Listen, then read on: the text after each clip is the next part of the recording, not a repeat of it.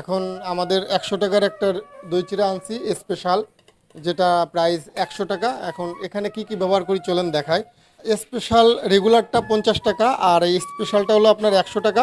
এখানে আমরা ব্যবহার করি চিড়া, তারপরে কলা, চিড়ার পরে কলা, তারপরে আপনার কিশমিশ, চেরি ফল, নারিকেলের গুঁড়া, আপেল, ডালিম, তারপরে আপনার আঙ্গুর, এই ক্রিমটা ব্যবহার করি।